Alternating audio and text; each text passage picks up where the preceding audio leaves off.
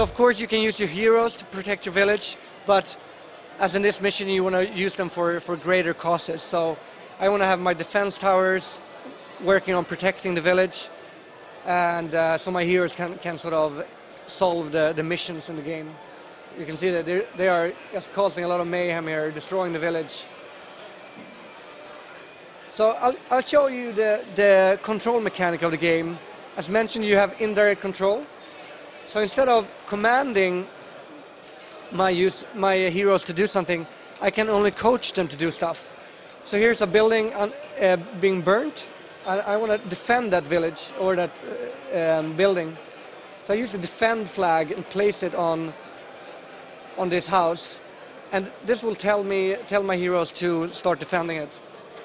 And I have to not only place the flag, but I also have to increase the bounty, so it actually becomes worth something for my heroes to do this. And I'll pause the game to explain the other flags that we have in the game. So we have the defense flag, which is to defend heroes and buildings. We also have the fear flag, which tells my heroes to avoid a certain territory. It could be a swamp or some area that's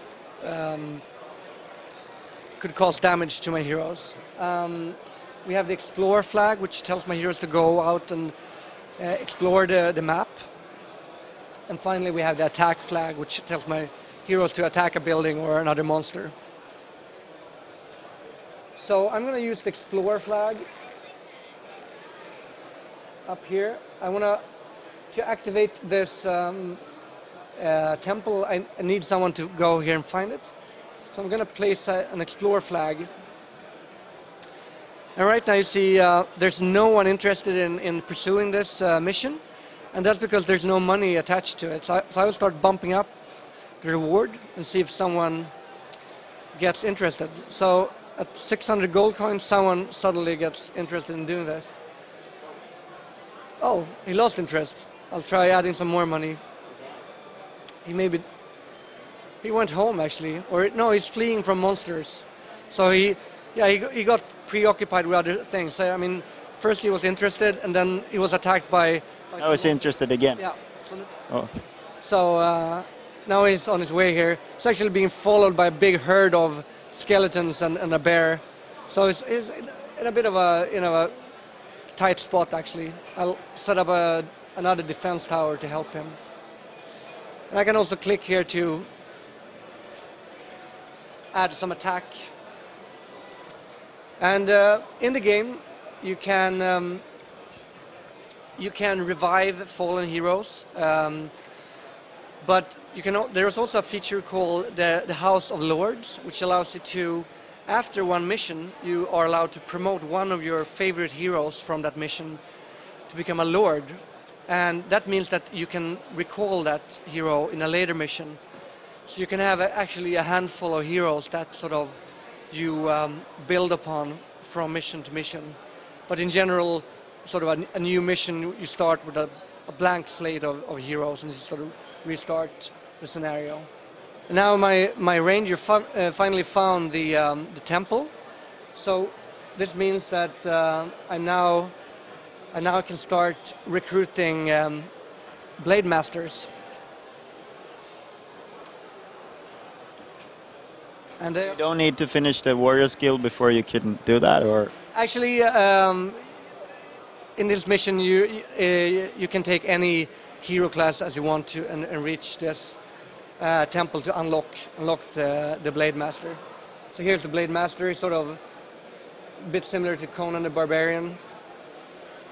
Really tough character, and I will need a couple of those to go out and defeat this big ogre.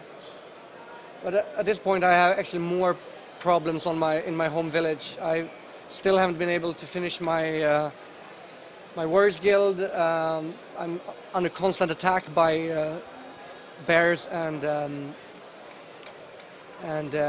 skeletons. See if I can. So I could try attacking the ogre now. I think I'm still a bit undermanned. It And I need more warriors as well to do so. Like, I can place an attack flag here on him and see if someone is willing to take on the challenge. Currently none.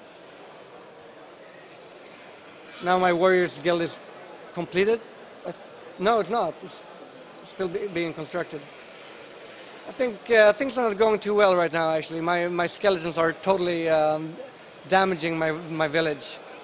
So they killed both or destroyed both my Rangers Guild and my Warriors Guild. So this is looking pretty bad, actually. So what would you like to have done differently to avoid this fate? I would have spent more time in my home village, building more defense towers and so on to make sure that the number of skeletons doesn't reach this sort of mass. Disaster. Now my royal castle is destroyed as well, and it's basically game over, or the mission has failed. Yeah, so here you go. It's a challenging game. Yes, I mean, I went out and found this temple, but I failed. I sort of neglected my home village. I didn't make sure the economy system worked properly. I didn't make sure that sort of the defense mechanisms worked properly. So I should have sort of progressed more slowly and sort of made sure I have the basic infrastructure intact in the game. So there's a number of factors that you have to think about when you play the game. The number of skeletons trying to destroy you. Yes, absolutely. It is a critical factor. Thank you very much. Thank you.